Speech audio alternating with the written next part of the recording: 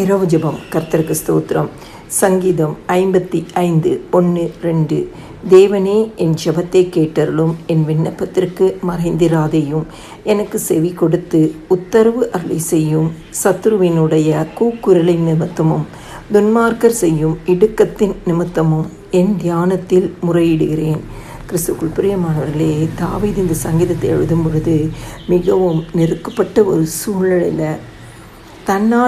தனக்கு கூட இருக்கிற மனுஷர்கள் வழியாகவே துன்பத்தை அனுபவிக்கிற ஒரு சூழ்நிலையில் இந்த சங்கீதத்தை அவர் எழுதிக்கிறார். அவர் எந்த மனுஷன்ட்டையும் போகலை, எந்த மனுஷனுக்கிட்டையும் போய் முறையிடலை, எங்கேயும் போய் தன்னுடைய வேதனையை அவர் கொட்டலை. அவர் சொல்லுகிறார், தேவனே, என் ஜெபத்தை கேட்டருளும், என்னுடைய விண்ணப்பத்திற்கு மறைந்திராதையும். இன்றைக்கி நம்மளுடைய வாழ்க்கையில் எத்தனையோ சூழ்நிலைகளை கடந்து வந்து கொண்டே இருக்கிறோம். எத்தனையோ காரியங்கள் நம்மளை அழுத்தி கொண்டு இருக்கலாம். எத்தனையோ காரியங்கள் நம்மளை மனவேதனை உண்டாக்கி கொண்டிருக்கலாம். நம்ம கூடவே இருக்கிற மாதிரி இருக்கும், ஆனால் நமக்கு எதிராக வேலை செய்து கொண்டு இருப்பார்கள். நம்ம நம்பி உட்கார்ந்துருப்போம், இவங்க நமக்கு நிச்சயமாக எல்லா விதத்துலேயும் நமக்கு உதவி செய்வார்கள், இல்லை நம்பிக்கையான விஷயங்களை ஷேர் பண்ணியிருப்போம். ஆனால் அவர்களே எதிர்க்க ஒரு சூழ்நிலை கூட இருக்கலாம்.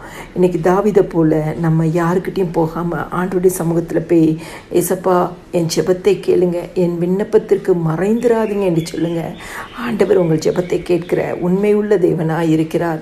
தாவீது சொல்கிறார், எனக்கு செவி கொடுத்து உத்தரவு அருளி செய்யும். ஆண்டவர் சமூகத்தில் போய் கேட்குறார், ஆண்டவர் என் ஜெபங்களுக்கு நீங்கள் செவி கொடுங்க, உத்தரவு அருளி செய்யுங்க, பதில் கொடுங்க என்று சொல்லி விடாமல் தெய்வ சமூகத்தில் நிற்கிற ஒரு மனிதராக காணப்படுகிறார். இன்றைக்கி நம்ம எந்த சூழ்நிலையாக இருந்தாலும் தெய்வ சமூகத்தில் செவிக்கும் பொழுது கர்த்தர் நமக்கு பதில் கொடுக்க அவர் நீதியும் உண்மையும் உள்ள தேவனாக இருக்கிறார். சத்ருவனுடைய கூக்குரல் நிமித்தமும் துன்மார்க்கர் செய்யும் இடுக்கத்தின் நிமித்தமும் என் தியானத்தில் முறையிடுகிறேன். அவருக்குன்னு ஒரு ப்ரேயர் டைம், அவருக்குன்னு ஒரு ஒழுங்கான டைம் வச்சுருந்தார்.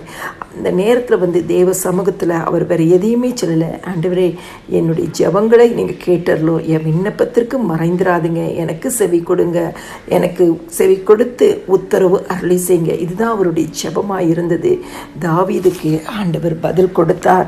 கிறிஸ்துக்குள் பிரியமானவர்களே, இந்த இரவு நேர ஜெபத்தை கேட்குற நீங்கள் எந்த சிச்சுவேஷனாக இருந்தாலும் ஆண்டோட சமூகத்தில் போய் சொல்லுங்க, என் ஜெபத்தை கேட்டருளும், என் விண்ணப்பத்திற்கு மறைந்திராதையும், எனக்கு செவி கொடுத்து உத்தரவு அருளி செய்யுங்க சொல்லுங்க. இன்றைக்கும் உங்கள் வாழ்க்கையில் அற்புதங்களை ஆண்டவராக இயேசு கிறிஸ்து செய்வார். எல்லா துதிகன மகிமையும் என்ன ஆண்டவராக இயேசு கிறிஸ்து ஒருவருக்கே செலுத்துகிறேன். ஆமென்.